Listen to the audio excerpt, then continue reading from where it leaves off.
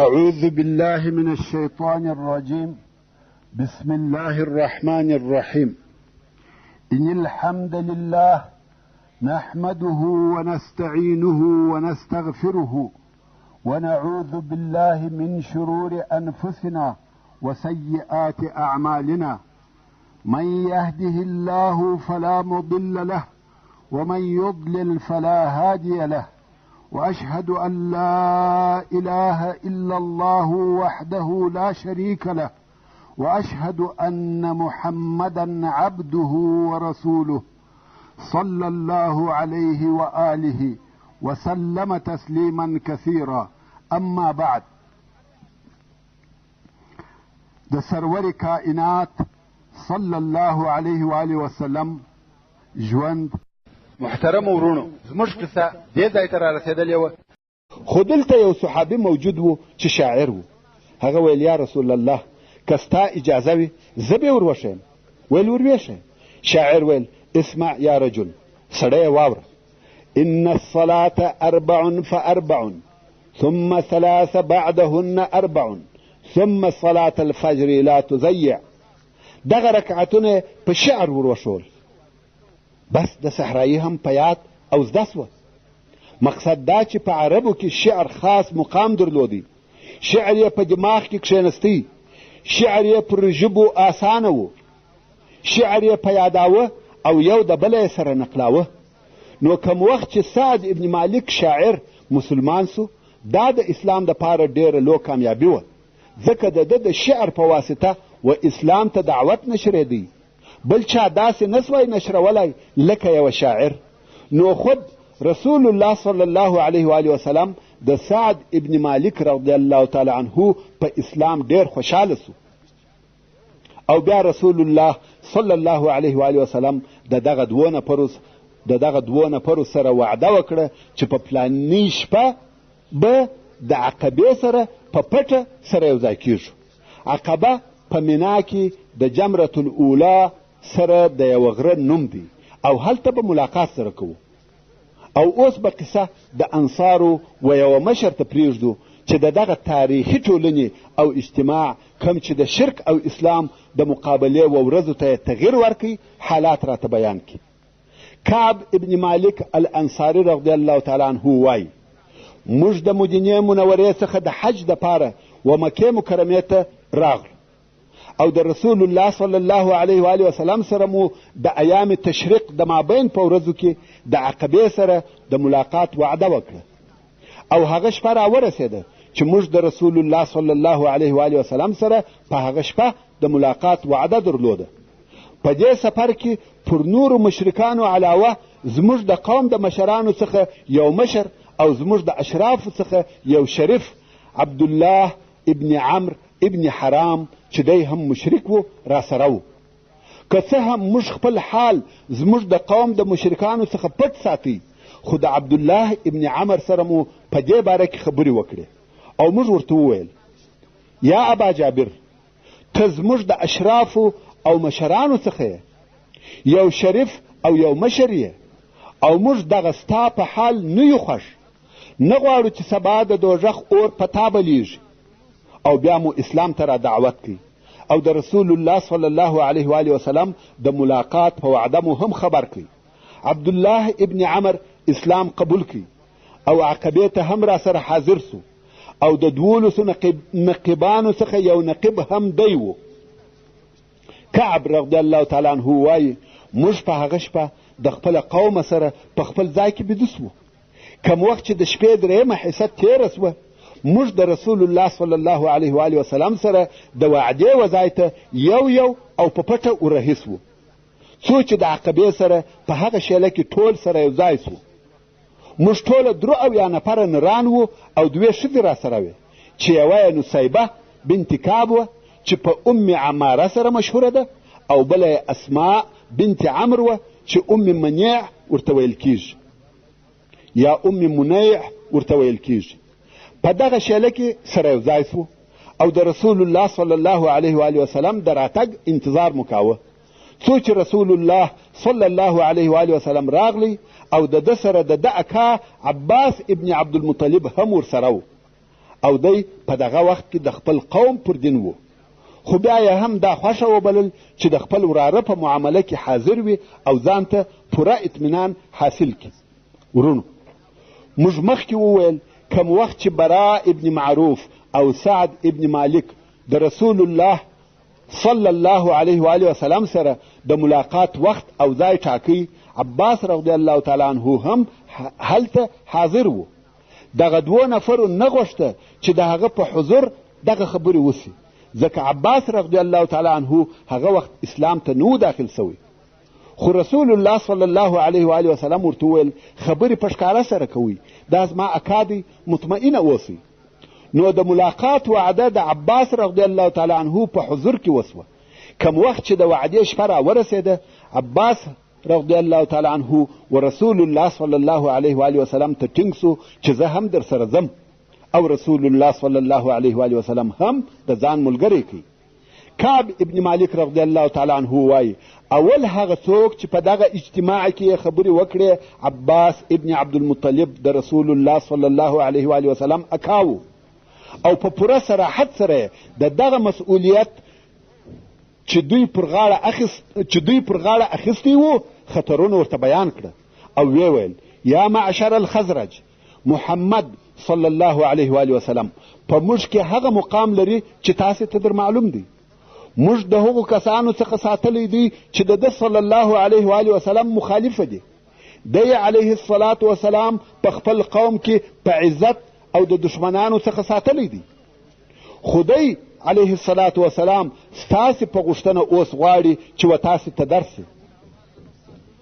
که تاسې په هغه څه سره وفا کولی سئ چې د ده سره مو وعده کړې ده او د ده د مخالفینو څخه یې ساتئ، نو تاسې او دغه مسؤلیت. او که تاسې پس له د ده صلی الله علیه و آله وسلم د درتګ څخه دی علیه الصلاة وسلام یوازې پرېږدئ او د ده و دشمنانو ته یې ورتسلیموئ، نو د اوسه څخه یې لا پرېږدئ، ځکه دی علیه الصلاة وسلام اوس په خپل قوم او په خپل ښار کې په عزت او ساتنه کې دی.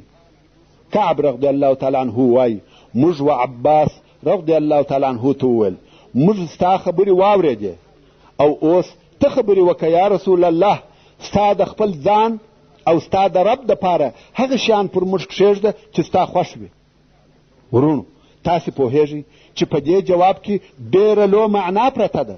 یعنې موږ په پوره عزم او تصمیم، په پوره شجاعت، ایمان او اخلاص سره دغه لوی مسؤلیتونه قبلوو او هغه خطرناک عواقب یې تحملوو. بیا نو رسول الله صلی الله علیه و آله وسلم خپلې خبرې وکړې او بیعت پای ته ورسېدی. اوس نو په بیعت کې څه شوه او تر بیعت د مخه کومې خبرې وسوې؟ د دواړو طرفو د طرفه څه وویل سوه؟ ښه متوجه سئ، اسلام دغسې وي.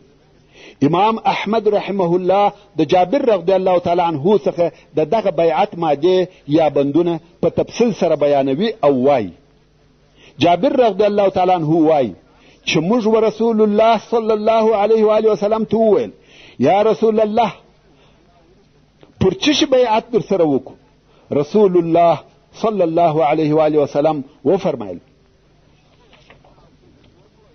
اول د ضعف او قوت په وخت کې به زما او اوامر اوري او قبلوي.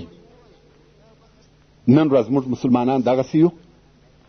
د پراخي او مفلسۍ په وخت کې به ما او زما ملګرو ته نفقه ورکوئ. دریم، امر بالمعروف او نهي عن المنکر به کوئ، یعنی خلق به په ښو امر کوئ او د بدو څخه به منع کوئ. سبحان الله، نن ورځ خلق څونه د دغه کار څخه لرې دي، او که بیا یو څوک دغه کار کوي اورېدونکي په قسم قسم خبرو او لغازو د هغه د خبرو مخنیوی کوي. نه غواړي چې داسې څوک پیدا سي چې و دوی ته دي د دوی عیب ووایي. دغه په خپله زما سره پیښ سوي دي. په یو مجلس کې ما د اسلامي خبرو یا د اسلامي اوامرو او احکامو په تشریح کولو شروع وکړه، خو په مقابل کې مې داسې خبرې اورېدلې چې د هغو معنا دا وه چې بس ته دې خبرو ته ضرورت نشته. څلورم، د الله عز وجل په لار کې به ثابت درېږي. په الهي اوامرو کې به د ملامتۍ ویونکي خبرې تاثیر نه در باندې کوي. یعنی د خلقو د ناخوښۍ سره سره به الهي اوامر نه پرېږدي. پنځم، که زه و تاسې ته درغلم زما نصرت به کوئ او ما به د هغو شیانو څخه ساتئ چې د هغو څخه خپل ځانونه، خپلې ښځې او خپل اولادونه ساتئ، او د دغو شیانو په بدله او مقابل کې تاسې لره جنت دی. کعب ابن مالک رضی الله تعالی عنه وایي براء ابن معرور رسول الله صلی الله علیه و آله وسلم تر لاس ونیوی او ویل هو، په هغه ذات سره دې زموږ قسم وي چې ته په حق سره رسول را لېږلی یې، موږ به ستا داسې ساتنه کوو لکه د خپلو اولادو او کورنیو ساتنه چې کوو. بیعت را سره وکړه. یا رسول الله، په والله موږ په جنگ پوه، په جنگ کې پاخه او د همت خاوندان یو. موږ ته همت او مړانه د نیکهګانو څخه په میراث را پاته دي. کعب رضی الله تعالی عنه وایي برا خبرې کولې چې ابوالهیثم ابن التیحان یې په خبرو کې ورولوېدی او ویل یا رسول الله، زموږ او د خلقو په مابین کې علائق سته او موږ هغه علاقات پرې کوو. د خلقو څخه د مدینې منورې یهود مقصد وه. نو ویل داسې خو به بیا نه پیښیږي چې موږ هغه علاقات پرېکو او الله عز وجل تا او ستا دین لوړ او ښکاره کړي او بیا ته موږ پرېږدې او خپل قوم ته راسې. رسول الله صلی الله علیه و آله وسلم تبسم وکړي او ویې فرمایل بل الدم الدم والهدم الهدم، زه ستاسې څخه یم او تاسې زما څخه یاست. د هغه چا سره جنګېږم چې تاسې ورسره جنګېږئ او د هغه چا سره صلح کوم چې تاسې صلح ورسره کوئ. پس له هغه چې د بیعت پر شرطو خبرې وسوې او اوس غواړي چې په بیعت کولو شروع وکړي، بیا هم دوه نفره د هغه اولو مسلمانانو څخه چې د بعثت په 11 او 12 کال کې مسلمانان سوي وه، یو په بل پسې د خبرو کولو دپاره ولاړ سوه. غواړي چې خپل قوم ته د دغه بیعت پوره مسؤلیت او خطرونه وښکاره کړي، د پاره د دې چې دغه بیعت په پوره وضاحت او ښکاره ډول سره وسي او دوی پوه سي چې د دوی قوم د تضحیې او قربانۍ دپاره څونه آمادګي لري. ابن اسحاق وایي کم وخت چې قوم د بیعت دپاره آماده سو، عباس ابن عباده رضی الله تعالی عنه ابن نضله وویل تاسې پوهیږئ چې تاسې د دغه سړي سره پر چی شي بیعت کوئ؟ قوم ویل هو. د ویل تاسې د خلقو د تور او سره سره پر جنګ کولو بیعت کوئ. که تاسې په دې فکر یاست که مو مالونه په یوه مصیبت سره تباه سوه او ستاسې اشراف او مشران ووژل سوه، بیا نو تاسې دی و دشمنانو ته ورتسلیموئ، نو د اوسه څخه یې لا پرېږدئ. ځکه که بیا داسې وکئ دا کار په والله د دنیا او آخرت ښویېدل دي. او که تاسې په ځانو کې دا قدرت وینئ چې د مال پر تاوان او د مشرانو پر وژل کېدو سربیره پر دغه شرطو وفا کوئ، نو یې در سره بوزئ او په والله دا ستاسې د دنیا او آخرت خیر دی. قوم وویل موږ یې د مال په تاوان د اشرافو او مشرانو په وژنه قبلوو او را سره بیایو. بیا قوم وویل یا رسول الله که موږ دغه کار وکړي د هغه په بدله کې موږ ته څه شی شته؟ یعنی که موږ دا شرطونه پر ځای کړه ته موږ ته څه شی راکوې؟ رسول الله صلی الله علیه و آله وسلم وفرمایل ستاسې دپاره جنت دی. د دنیا د شیانو څخه هیڅ شی نه ورته ووایه چې یا به خلافت ستاسې وي یا نور دنیوي شیان، فقط ویل تاسې ته جنت درکول کیږي. قوم ویل لا نقیل ولا نستقیل، یعنی بس پر دغه مو فیصله ده، نه به موږ عذر کوو او نه ته. قوم ویل لاس دې د بیعت دپاره راک. جابر رضی الله تعالی عنه وایي موږ د بیعت دپاره ور ولاړ سوو. په دغه وخت کې اسعد ابن زراره رضی الله تعالی عنه د رسول الله صلی الله علیه و آله وسلم لاس ونیوی او دی په دغه درو او یا نفرو کې په عمر تر ټولو کشر و. او ویل یا اهل یثرب په کراره سره موږ وده ته اوښان نه حلالوو، بلکې موږ پوهیږو چې دا رسول الله صلی الله علیه و وسلم دی.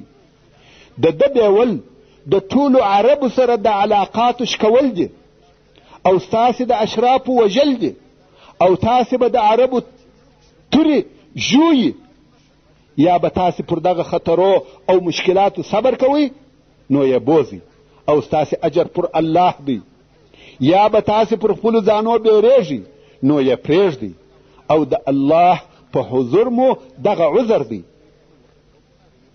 پس له دغه ټولو تاکیداتو او صراحتو د عقبې دوهم بیعت د لاس په ورکولو شروع سو. وصلى الله تعالى على خير خلقه محمد وآله وأصحابه وأهل بيته أجمعين. والسلام عليكم ورحمة الله وبركاته.